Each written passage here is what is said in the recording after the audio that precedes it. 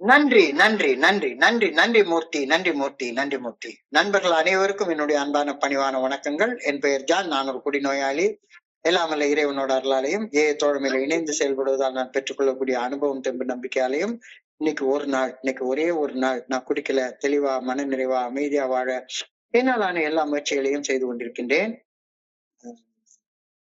நண்பர் மூர்த்தி குறிப்பிட்டது போல கோயம்புத்தூர் ஒருங்கிணைப்பு மனசாட்சியின் தீர்மானத்தின் அடிப்படையில நாம தினமும் 24 hours a day அந்த புத்தகத்துல இருந்து 24 மணித்துளிகள் ஒரு நாள் அப்படின்ற புத்தகத்துல இருந்து ஒவ்வொரு நாளும் ஒவ்வொரு பக்கமாக எடுத்து வாசிச்சு விளக்கம் பார்த்து கலந்தாய்வு செய்து கூட்டத்தை நடத்தி கொண்டிருக்கின்றோம். அதன் தொடர்ச்சியாக இன்றைக்கு நாம அடைஞ்சிருக்கிற பக்கம் ஏப்ரல் மாதம் 20ஆம் நாள். இந்த ஏப்ரல் 20 சிந்தனையை முதல்ல வாசிச்சு அதோடைய விளக்கத்தை பார்த்து கலந்தாய்வு செய்து கூட்டத்தை நடத்துவோம். நன்றி சார். நன்றி. நீங்க படிக்கிறீங்களா? நீங்க படிக்கிறீங்க. ஏப்ரல் 20 அந்த சிந்தனையை படிங்க ப்ளீஸ். நன்றி சார். நன்றி. 24 hours a day ஆங்கில புத்தகத்தின் தமிழாக்கம் 24 மணி துளிகள் ஒரு நாள். ஏப்ரல் மாதம் 20ஆம் தேதி. ஏஏ தோழமையின் இன்றைய சிந்தனை.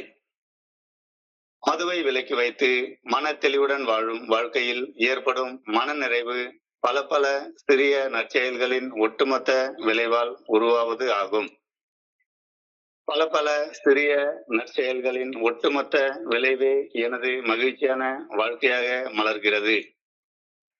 நான் என் வாழ்வில் எதை விதைக்கிறேனோ அதையேதான் அறுவடை செய்வேன்.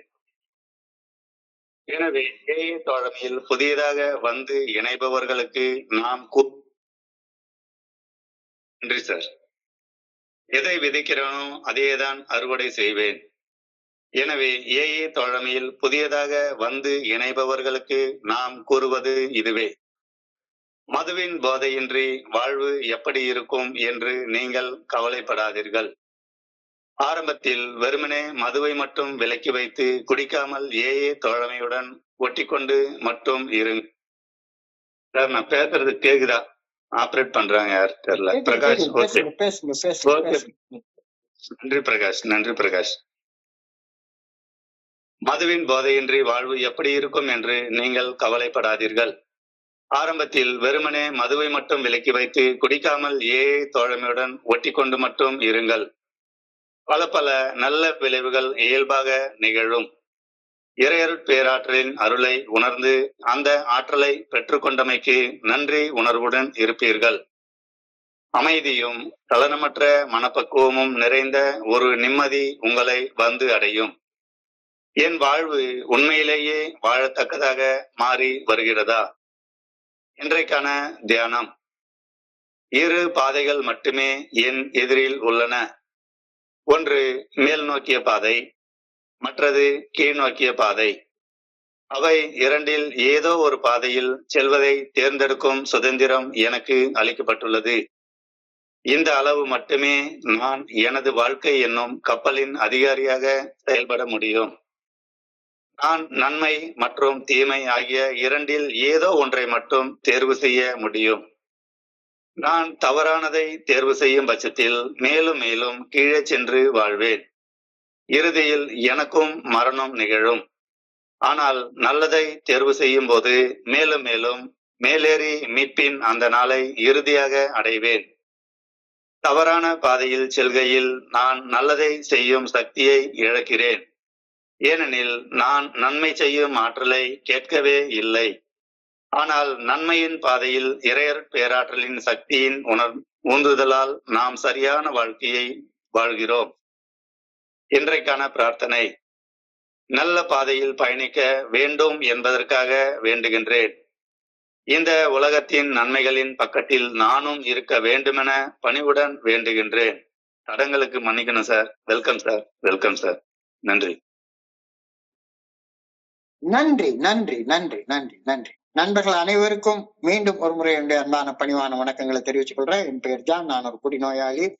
எல்லாம் வல்ல இறைவனோட அருளாலையும் தோழமையில இணைந்து செயல்படுவதால் நான் பெற்றுக்கொள்ளக்கூடிய அனுபவம், தெம்பு, நம்பிக்கை ஆகியவற்றாலும் இன்னைக்கு ஒரே ஒரு நாள் நான் குடிக்கல, தெளிவா, மன நிறைவா, அமைதியா வாழ என்னாலான எல்லா முயற்சிகளையும் செய்து கொண்டிருக்கின்றேன். என்னுடைய வாழ்க்கைய பின்னோக்கி பார்க்கிற நேரத்துல நான் வந்து 14/2/1900 அன்னையில இருந்து தொடர்ந்து குடிக்காம சோபரா இருக்கேன். அதுக்கு முன்னால என்ன நடந்துச்சு அப்படின்ற ஒரு சின்ன விஷயத்த நினைச்சு பாக்குறேன்.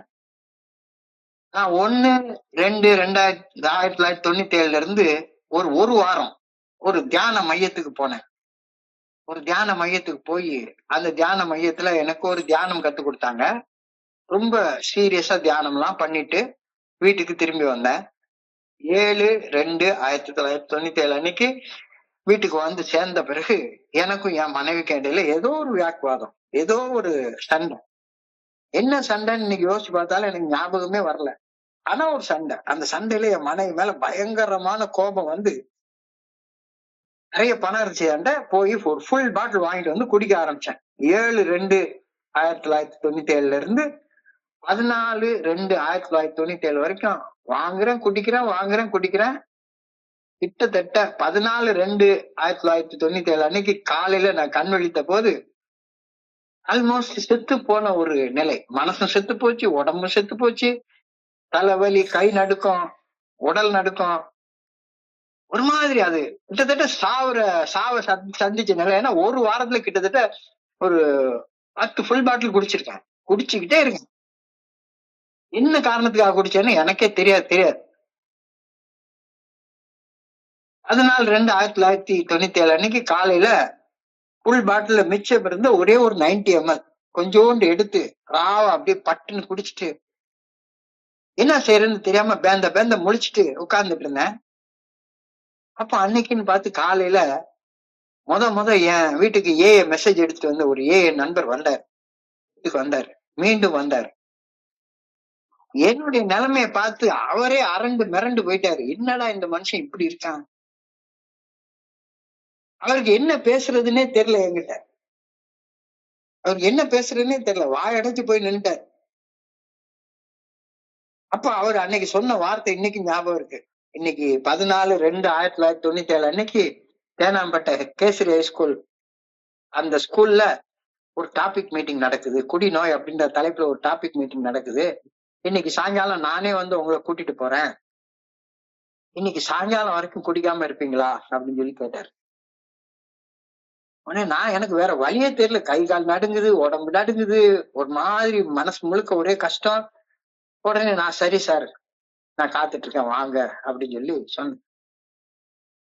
மிகச்சிறிய விஷயம் அவர் சொன்னது. நான் இப்ப காலையில கிட்டத்தட்ட 10 மணிக்கு வந்தாரு. 1 மணி நேரம் என் வீட்டுல உட்காந்து என் கூட பேசிட்டு இருந்தாரு.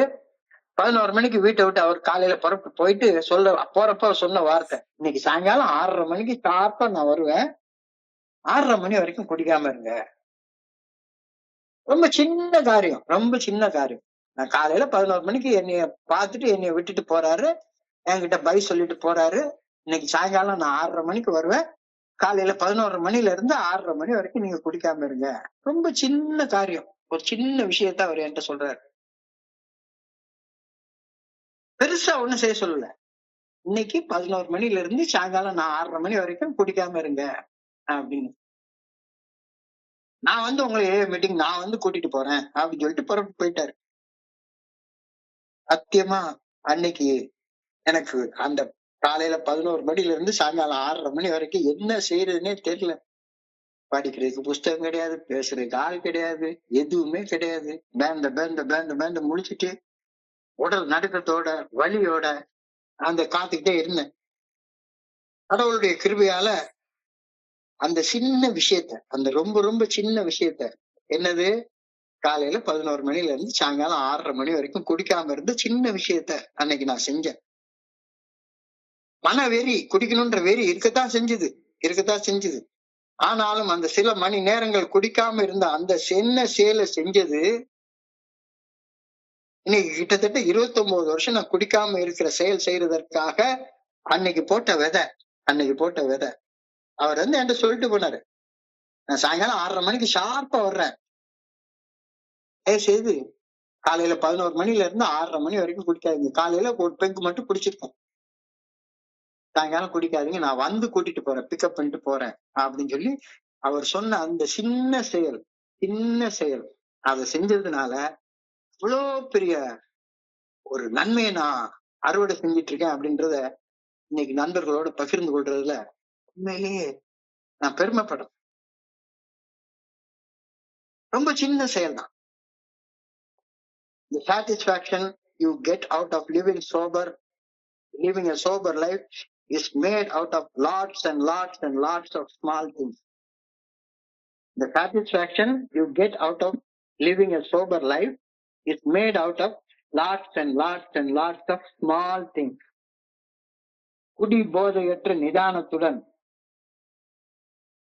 நாம் செய்யக்கூடிய சிறிய சிறிய சிறிய சிறிய நல்ல செயல்கள் தரக்கூடிய மன நிறைவு, அமைதியான மன நிறைவு மிக மிக பெரியதாக இருக்கும். இந்த வார்த்தையோட தான் இன்னைக்கு சிந்தனை ஆரம்பிச்சு வைக்கப்பட்டிருக்கிறது. The satisfaction you get out of living a sober life is made up of lots and lots and lots of very very very very small things. நான் பெருசா வானத்தை வில்லா வளைக்கணும், தலைக்கீழ நின்று தவம் பண்ணணும் அப்படிலாம் ஒண்ணுமே சொல்லவே இல்லை. அவர் என்கிட்ட என்ன சொன்னாரு, இன்னைக்கு காலையில 11 மணில இருந்து சாயங்காலம் 6 மணி வரைக்கும் குடிக்காம இரு, ஷார்ப்பா நான் வந்து உன்னைய பிக்கப் பண்ணிட்டு போனேன். மிக மிக சிறிய செயல்கள் உருவாக்கக்கூடிய மிக பெரிய விளைவுகளை எண்ணி பார்க்கும் போது செயல்கள்ல சிறியது பெரியது அப்படின்னு ஒண்ணுமே கிடையாது அப்படின்றது தெளிவா தெரியுது. செயல்கள்ல நல்ல செயல் கெட்ட செயல் தான் இருக்கே ஒளிஞ்சு சிறிய செயல் பெரிய செயல் அப்படிலாம் ஒண்ணுமே கிடையாது. உக்காந்து பெரிய டாபிக் மீட்டிங் நான் எடுக்கணும், 4 மணி நேரம் போதனை பண்ணணும், இவ்வளவு பெரிய புத்தகத்தை படிக்கணும், பெரிய புத்தகத்தை படிக்கணும், அப்படி இப்படி பெருசெல்லாம் ஒண்ணுமே சொல்லல. மிக மிக மிக சிறிய செயல்கள் உருவாக்கக்கூடிய மிக பெரிய விளைவுகளை எண்ணி பார்க்கும் போது செயல்களில் சிறியதென்றும் பெரியதென்றும் எதுவுமே கிடையாது அப்படின்ற கருத்து இன்னைக்கு தெளிவா தெரிய வருது. இந்த நேரத்துல மகாகவி அவர்களுடைய மிக பிரம்மாண்டமான ஒரு மிகச்சிறிய பாடல் ஒண்ணு எனக்கு ஞாபகத்துக்கு வருது. பிரம்மாண்டமான பாடல். இனி குஞ்சொன்று கண்டேன், அதை ஆங்கோர் காட்டிலே பொந்திடை வைத்தேன், வெந்து தணிந்தது காடு, தனல் வீரத்தில் குஞ்சென்றும் மூப்பென்றும் உண்டோ. ஒரு சின்ன பாடல் அவ்வளவுதான். அக்கினி குஞ்சொன்று கண்டேன், அதை ஆங்கோர் காட்டிலே பொந்திடை வைத்தேன், வெந்து தணிந்தது காடு, ஆனால் வீரத்தில் குஞ்சென்றும் மூப்பென்றும் உண்டோ. You take out of life what you put into it. You take out of life what you put into it. எதை விதைக்கின்றேனோ அதை மட்டும்தான் நான் அறுவடை செய்வேன். 3வது நாளாக திரும்ப திரும்ப இந்த கருத்தையே சொல்றாங்க. எதை விதைக்கின்றேனோ அதை மட்டுமே நான் அறுவடை செய்வேன். 3வது நாளாக வெவ்வேறு கோணங்கள்ல சிந்தனையை குவித்து சிந்திக்க சொல்லி நாம் அழைக்கப்படுகின்றோம். You just reap what you had sown.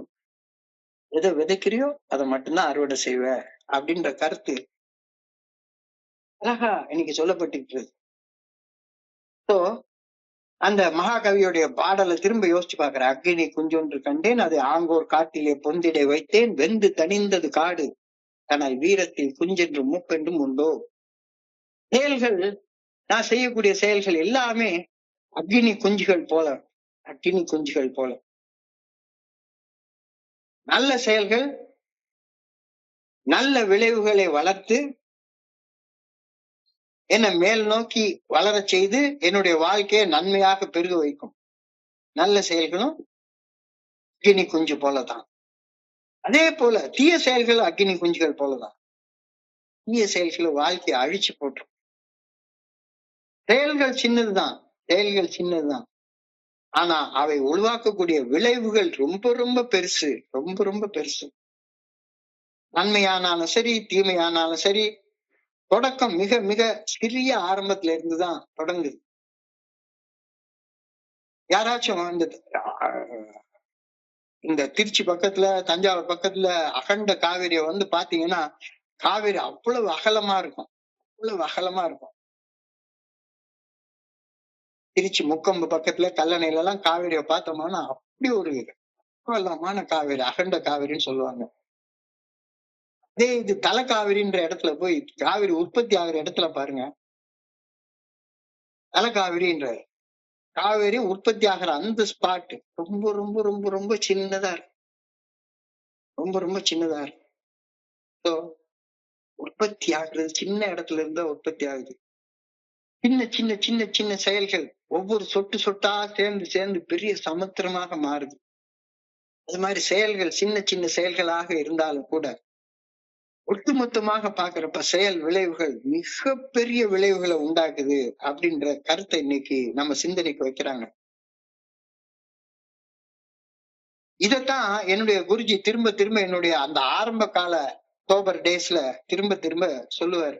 திரும்ப திரும்ப என்கிட்ட சொல்லுவார், ஒவ்வொரு சின்ன சின்ன செயலுக்கு பின்னால பெரிய பெரிய விளைவு இருக்குது, அதை நீ யோசிச்சு பாரு அப்படின்னு சொல்லுவாரு. பார்க்க சின்ன செயலா தான் தெரியும். ஆனா அந்த சின்ன செயல்கள், நல்ல நல்ல சின்ன சின்ன செயல்களை திரும்ப திரும்ப திரும்ப திரும்ப செய்யறதுனால மிகப்பெரிய நல்ல விளைவுகள் உண்டாகும் அப்படின்ற கருத்து தெளிவாக சொல்றாரு. ஒரு கிளாஸ் சாராயம் குடிக்கிறது மிகச்சிறிய செயல்தான். ஒரு கிளாஸ் சாராயம் குடிக்கிறது மிகச்சிறிய செயல்தான். அந்த சாராயத்தை குடிக்காம இருக்கிறதும் மிகச்சிறிய செயல்தான்.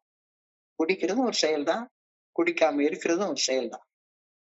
குடிக்கிறது என்னுடைய ஆசை, என்னுடைய இச்சை, என்னுடைய விருப்பத்தின் அடிப்படையில நான் செய்யக்கூடிய செயல். குடிக்காம இருக்கிறது கடவுளுடைய விருப்பத்தின் அடிப்படையில அவருடைய சித்தத்தை நிறைவேற்றுறதுக்காக நான் செய்யற செயல். ரெண்டு செயலுமே நான் தான் செய்ய போறேன். என்னுடைய சித்தமானாலும் சரி, இறைவனுடைய சித்தமானாலும் சரி, நிறைவேற்ற போறது என்னமோ நான் தான். ஆனா என்னுடைய சித்தத்தை நான் நிறைவேற்றும் போது அது தீய செயலாகும். என்னுடைய தன்னலம் தன்முனைப்பின் அடிப்படையில செய்யும் போது அது தீய செயலாகும். அதே இது மனசாட்சிக்கு பணிஞ்சு இறைவனுடைய சித்தத்தை நிறைவேற்றும் போது செய்யக்கூடிய அந்த அதே செயல் நல்ல செயலாகும் மாறுது அப்படின்ற கருத்தை சிந்திச்சு பார்க்க சொல்றாரு. சாராயம் குடிக்கிறது செயல்தான். நான் என்ன நினைச்சேன், குடிக்கிறது தான் செயல் அப்படின்னு நினைச்சிட்டு இருந்தேன். குடிக்காம இருக்கிறது ஒரு செயலாக என்னால எண்ணி பார்க்க தெரியல. குடிக்கிறது எப்படி ஒரு செயலோ அதே போல குடிக்காம இருக்கிறதும் ஒரு செயல். அது தோழமைக்கு கொஞ்ச காலம் வர்றதுக்கு அப்புறம் தான் எனக்கு புரிஞ்சுது. சாராயம் குடிக்கணும் அப்படின்ற வெறித்தனமான மன வெறி எனக்குள்ளார இருக்குது. அன்னைக்கு இருந்துச்சுது. 14/2/1997 அன்னைக்கு இருந்துச்சுது. அந்த வெறி இருக்கிறப்பையும் ஒரு சின்ன செயல் குடிக்காம இருந்தேன். என்னுடைய அந்த நண்பர் சொல்லிட்டு போன மாதிரி காலையில 11 மணில இருந்து சாயங்காலம் 6:30 மணி வரைக்கும் நீங்க குடிக்காம இருங்க, அப்ப நான் பிக்கப் பண்ணிட்டு போறேன் அப்படின்னு அவர் சொல்லிட்டு போனதை ஏற்றுக்கொண்டு குடிக்காம இருந்த சின்ன செயல் கிட்டத்தட்ட 7 மணி நேரம் குடிக்காம இருந்தேன். 7 மணி நேரம் குடிக்காம இருந்த அந்த சின்ன செயல், குடிச்ச செயலுக்கும் விளைவுகள் உண்டு, குடிக்காம இருக்கிற செயலுக்கும் விளைவுகள் உண்டு. ரெண்டு செயலையும் நான் தான் செய்ய போறேன். ஒரு செயல் என்னை மேல் நோக்கி தூக்கிட்டு போகும், இன்னொரு செயல் என்னை கீழ் நோக்கி அமிழ்த்தி விட்டுட்டு இருக்கும். எந்த செயலை செய்யறது நான் தேர்ந்தெடுக்கிறேன் அப்படிங்கிறது என் கையில இருக்கு அப்படின்ற சிந்தனையை தான் இன்னைக்கு நம்ம கொடுத்திருக்கிறாங்க. எந்த ஒரு குறிப்பிட்ட சூழ்நிலையிலையும் எனக்கு கோபத்தை ஏற்படுத்தக்கூடிய நிகழ்வுகள் நடந்து கொண்டே இருக்கலாம். யாராச்சும் ஒருத்தர் என்னை முட்டா பயலன்னு சொல்லலாம், அல்லது என் கருத்துக்காக இது பண்ணலாம், அல்ல எனக்கு பிடிக்காத ஒரு நிகழ்வு நிகழலாம், என்ன வேணாலும் நடக்கலாம். ஒரு குறிப்பிட்ட சூழ்நிலையில நான் கோபப்படுறது ஒரு செயல். நான் கோபப்பட்டு என்னத்தையாச்சும் போட்டா உடைக்கிறது, கெட்ட வார்த்தை பேசுறது, அடிக்கிறது, வன்முறை செயல்களில் ஈடுபடுறது, இது எப்படி ஒரு செயலோ அதே மாதிரி கோபம் இருக்கிறப்பையும் கெட்ட வார்த்தை பேசாம இருக்கிறது, எதையாவது போட்டு உடைக்காம இருக்கிறது, வன்முறை செயல்களில் ஈடுபடாம இருக்கிறது, அதுவும் ஒரு செயல்தான்.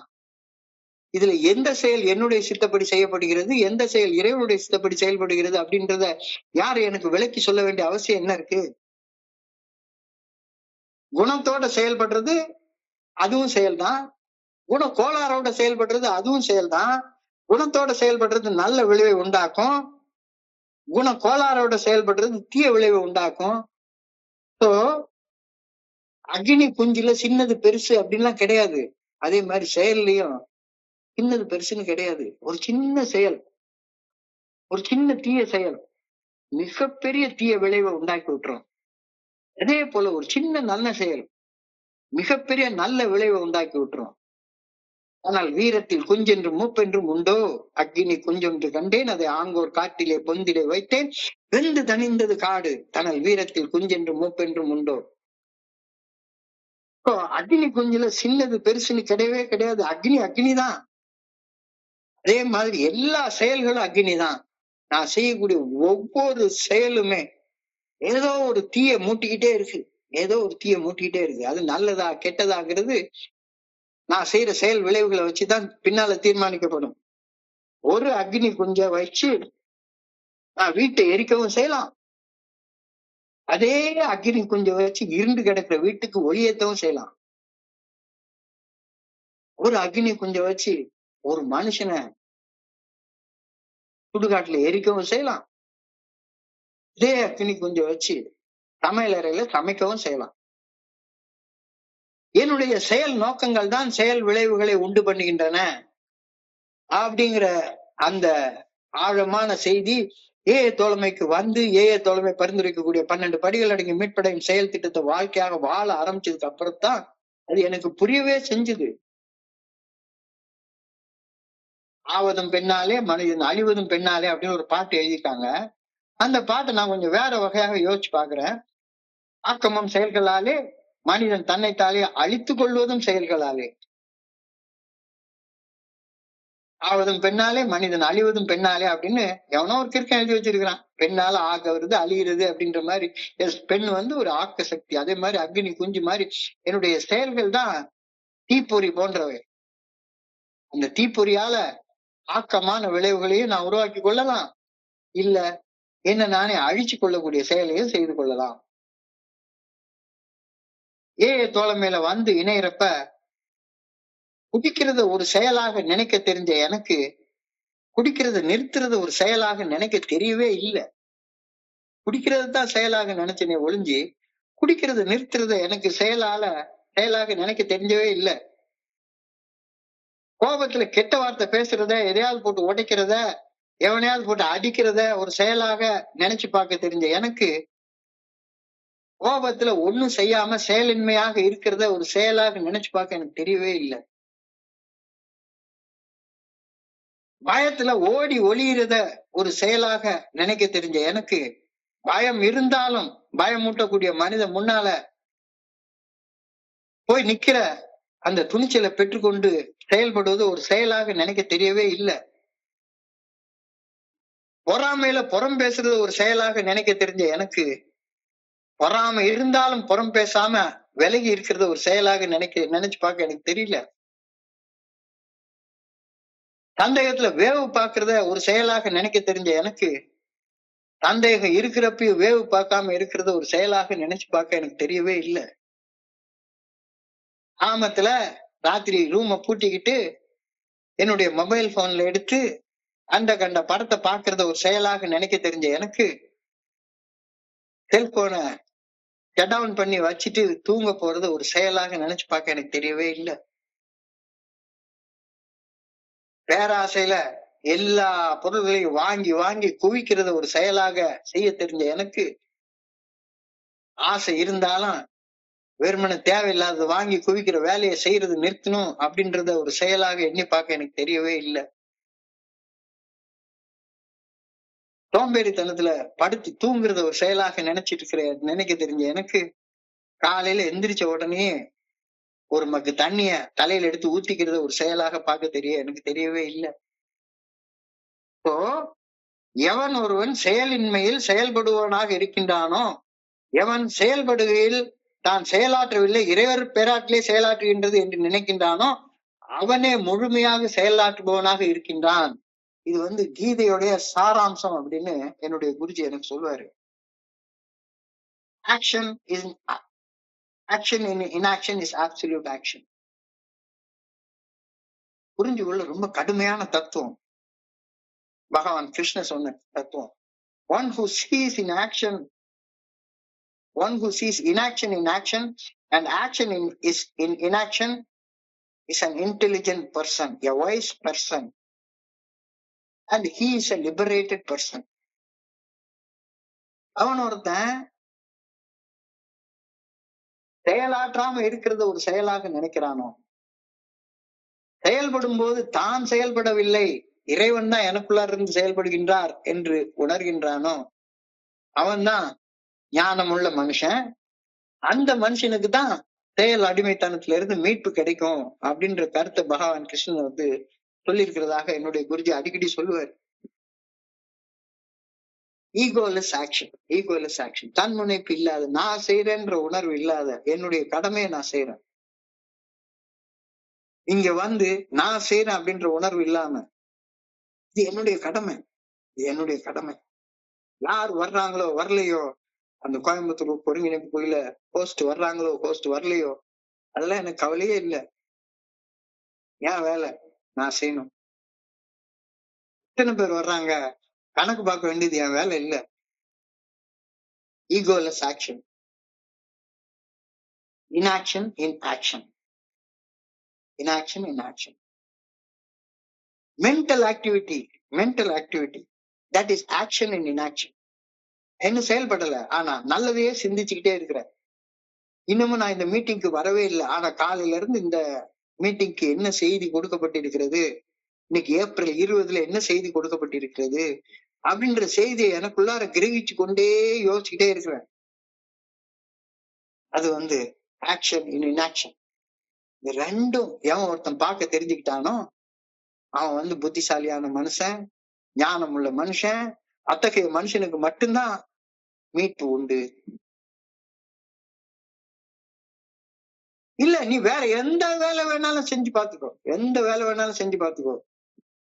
கோயிலுக்கு போறதை விட முக்கியமான வேலை வேற ஒண்ணு இருக்க முடியாது.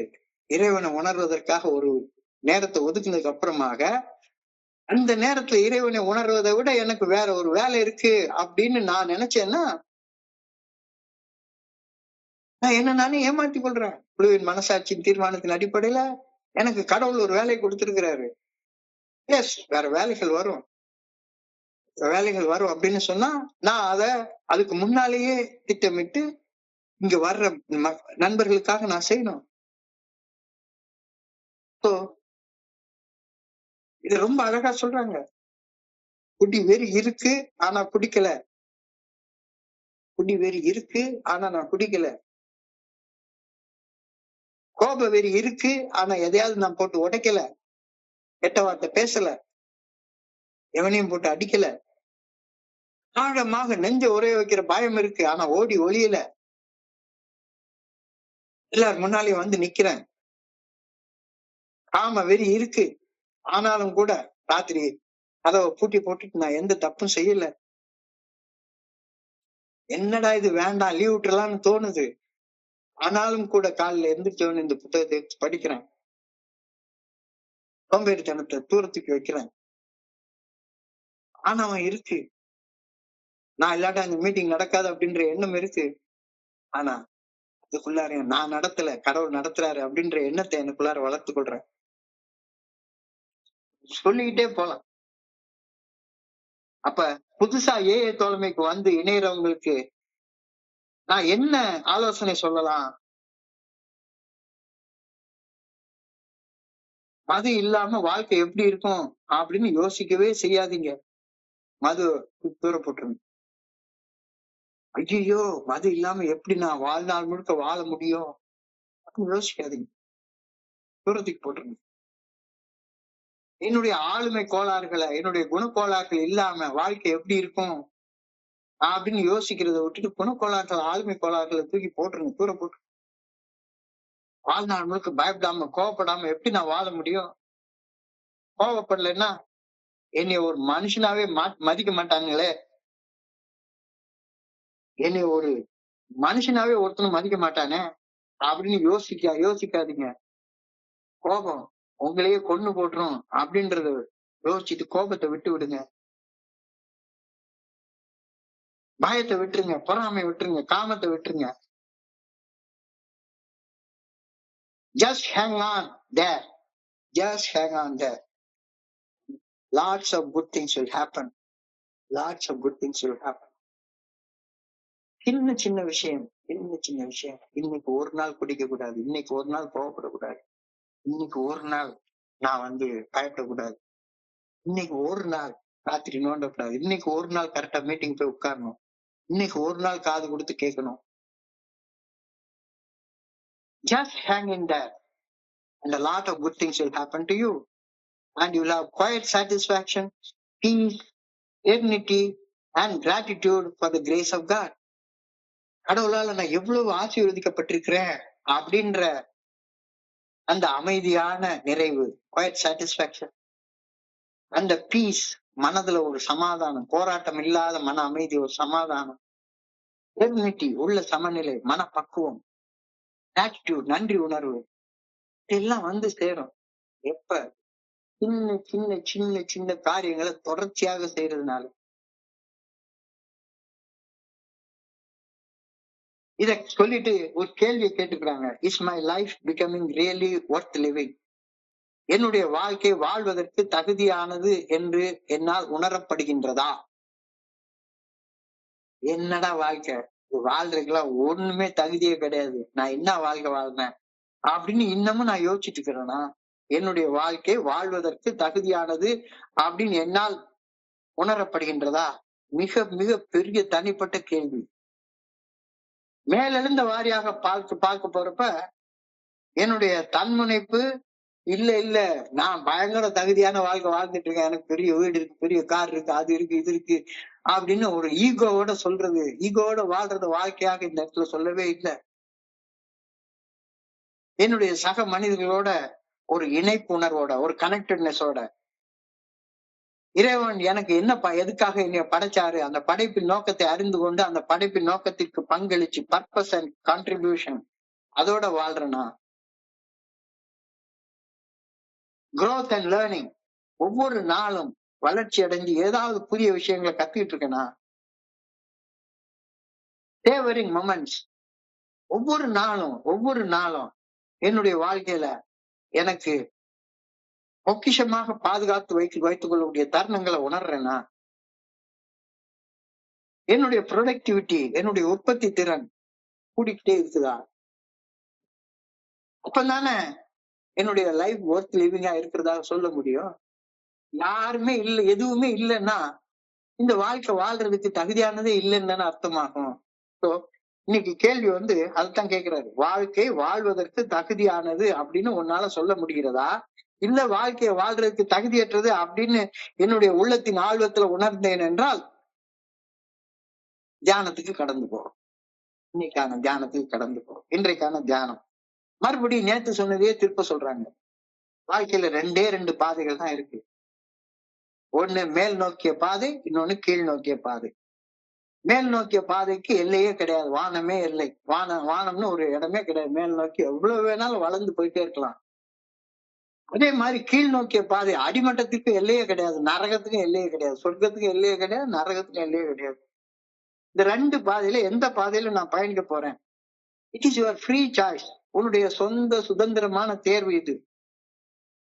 உன்னுடைய சொந்த சுதந்திரமான தேர்வு இது. மேல் நோக்கிய பாதையில பயணிக்கிறதுக்கு நீ விரும்பினா போதும், கடவுளுடைய ஆற்றல் உனக்கு கிடைச்சிடும். நான் மேல் நோக்கி போனோம், ஒவ்வொரு நாளும் நேற்றை விட இன்னைக்கு மேம்பட்ட வாழ்க்கை வாழணும் அப்படின்னு நீ மனசுக்குள்ளார விரும்பிட்டா போதும். நீ கடவுள்கிட்ட அப்ளிகேஷன் எல்லாம் போட வேண்டியதே இல்லை. அறம் செய்ய விரும்பிட்டா போதும், அற வழி உனக்கு தானாக காட்டப்படும், ஆற்றல் கிடைக்கப்படும். மேல நோக்கி பயணிக்கணும் அப்படின்னு நீ நினைச்சிட்டேன்னா போதும், உனக்கு ஆற்றல் கிடைக்கும். கீழே நோக்கி பயணிக்கணும்னு நீ முடிவு எடுத்துட்டேன்னா அதுக்கு உன்னுடைய ஆற்றலே போதுமானது, கடவுளுடைய ஆற்றல் தேவையே இல்லை. கீழே நோக்கி பயணிக்கிறதுக்கு எதுக்கு?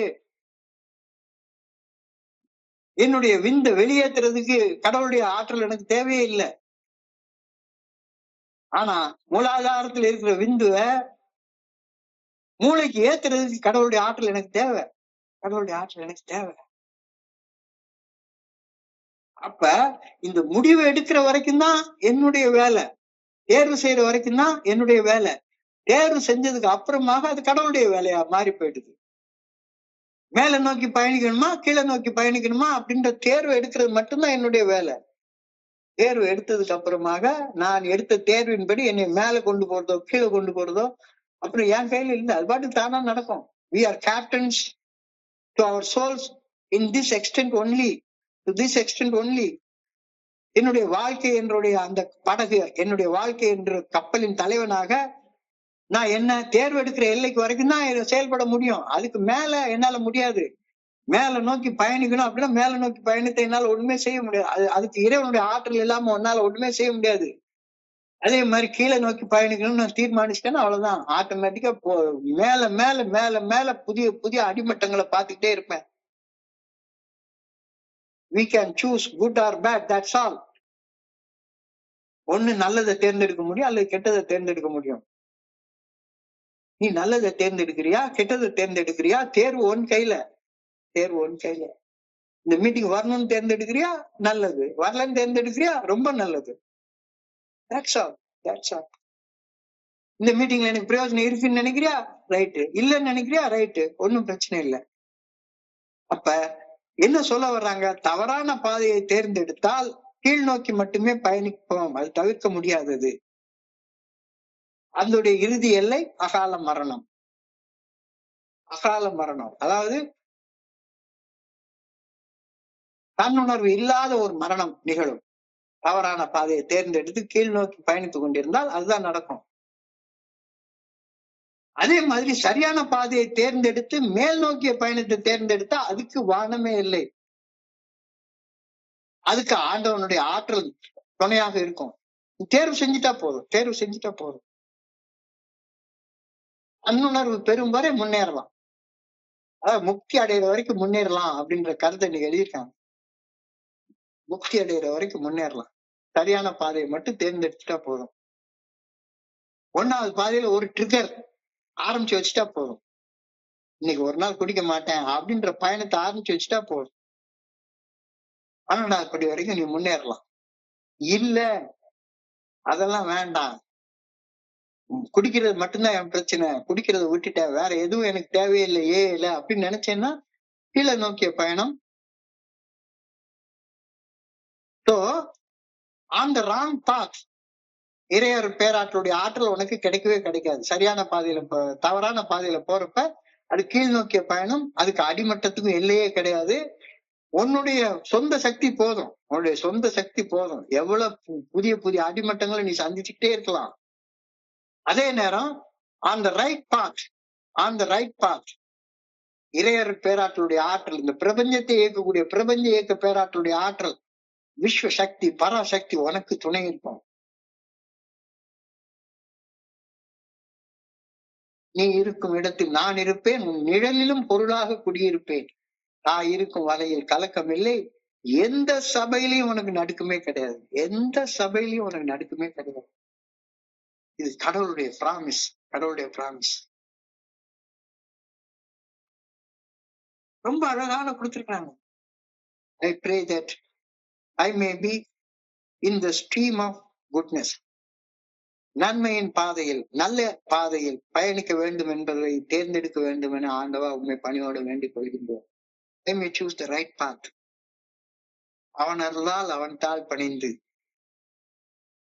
I pray that I may be on the right side, on the side of goodness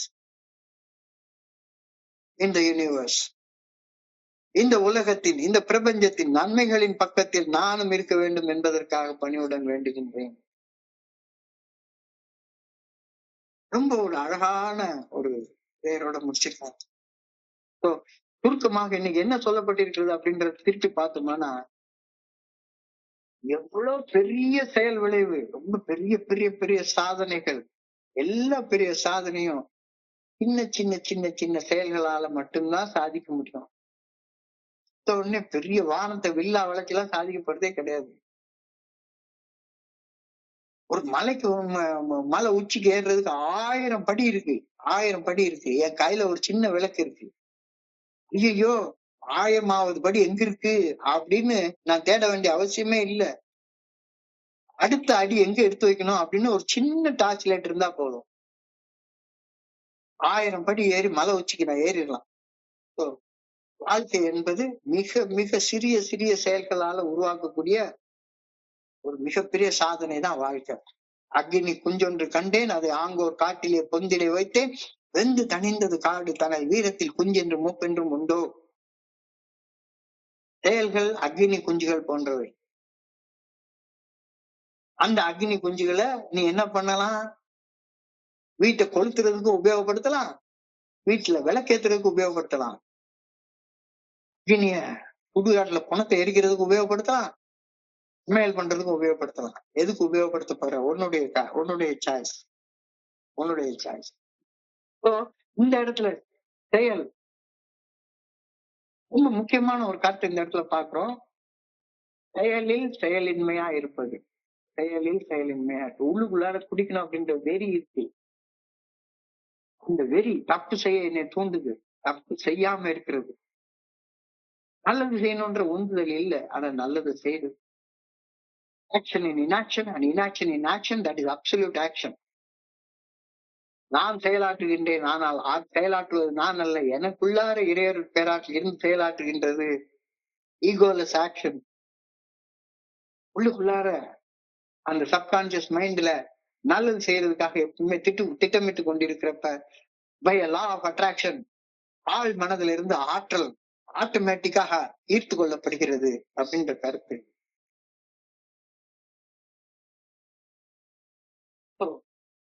குடிக்கிறது எப்படி ஒரு செயலோ, குடிக்காம இருக்கிறது ஒரு செயல்.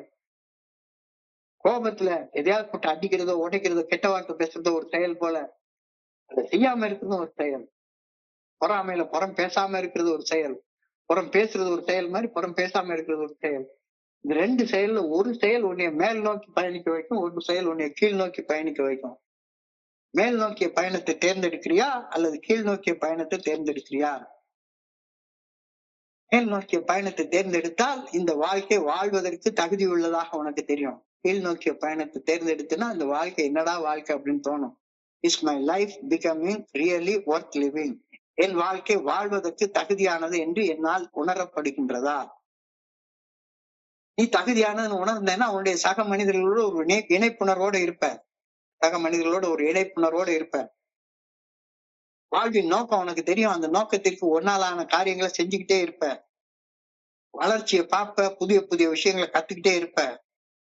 வாழ்க்கையில நினைச்சு ஆனந்தப்படக்கூடிய நிகழ்வுகள் நடந்து கொண்டே இருக்கும்.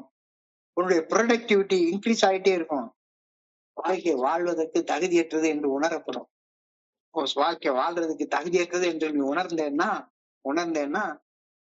வாழ்க்கையுடைய உன்னுடைய தேர்வை நீ சரியா எடுக்கலன்னு அர்த்தம். வாழ்க்கையில ரெண்டு தேர்வு தான் இருக்கு. ஒண்ணு மேல் நோக்கிய பயணத்தை தேர்ந்தெடுக்கிறது, இல்ல கீழ் நோக்கிய பயணத்தை தேர்ந்தெடுக்கிறது. We are captains to our souls to this extent only. வாழ்க்கை எனும் கப்பலின் தலைவனாக இந்த தேர்வு எடுக்கிற வரைக்கும் தான் என்னுடைய எல்லை. We can choose good or bad. எது வேணாலும் நீ தேர்ந்தெடுக்கலாம், that's all. ஆனா தேர்ந்தெடுத்ததுக்கு அப்புறமாக நீ செய்த தேர்வின் படிதான் உன்னுடைய கப்பல் என்ற அந்த வாழ்க்கை என்ற படகு போயிட்டே இருக்கும். தவறான பாதையை தேர்ந்தெடுத்தால் நீ கீழ் நோக்கிய பாதையில பயணிச்சுட்டே இருப்ப. அந்த பயணத்துல உனக்கு கடவுளுடைய சக்தி கிடைக்கவே கிடைக்காது. அதோடைய கடைசி எல்லை அகால மரணம். சரியான பாதையை தேர்ந்தெடுத்தா முன்னேற்ற பாதையில போயிட்டு இருப்ப. அதற்கு இறைவனுடைய ஆற்றல் உனக்கு பின்னால வந்துகிட்டே இருக்கும். மேல மேல மேல மேல உன்னை கொண்டு போயிட்டே இருக்கும். இறுதியில நீ சமாதி நிலையை அடைவ. ஒண்ணு அகால மரணம், இன்னொன்னு சமாதி நிலை. ரெண்டுக்கு இடையில எவ்வளவு பெரிய வித்தியாசம் இருக்குன்றத வாழ்ந்து பார்த்தவங்களுக்கு மட்டும்தான் தெரியும். அந்த ராங் பாத் வெறுமன உன்னுடைய உடல் மனசக்தி மட்டும்தான். அந்த ரைட் பாத் பிரபஞ்ச இயக்க பேராற்றல், இறையற் பேராற்றல், பராசக்தி, விஸ்வசக்தி, எல்லையற்ற சக்தி, நீக்க வர நிறைந்திருக்கக்கூடிய சக்தி உனக்கு கிடைக்கும். இப்போ கடவுள்கிட்ட என்ன வேணும்? நல்ல பாதையில் பயணிக்க வேண்டும் என்பதற்காக நான் இறைவா உன்னை பணிவோட வேண்டுகின்றேன். இந்த உலகத்தின் நன்மைகளின் பக்கம், இந்த பிரபஞ்சத்தின் நன்மைகளின் பக்கம் நானும் இருக்க வேண்டும் என பணிவுடன் வேண்டுகின்றேன். ஒரு அழகான பிரார்த்தனையோட இன்றைய சிந்தனையை முடிச்சிருக்கிறாங்க. இன்றைய சிந்தனையை நான் படிக்கிறப்ப என் மனதை கடந்து சென்ற சிந்தனைகளை உங்களோட பகிர்ந்து கொள்ள இந்த நல்ல வாய்ப்பு உருவாக்கி கொடுத்து இந்த குழுவிற்கு என்னுடைய மிக பணிவான நன்றிகளை தெரிவித்துக் கொள்றேன். பொறுமையாக கேட்ட ஒவ்வொரு நண்பருக்கும் என்னுடைய பணிவான நன்றிகள். இந்த இரவு பொழுது நண்பர்களுக்கு இனிமையான இரவாக அமைய இறைவன பணியோட வேண்டிக் கொள்கின்றேன். நன்றி நன்றி நன்றி நன்றி நன்றி நன்றி நன்றி. வாழ்க வையகம், வாழ்க வளமுடன். Thank you so much, thank you so much. Over to you Murthy. Thank you.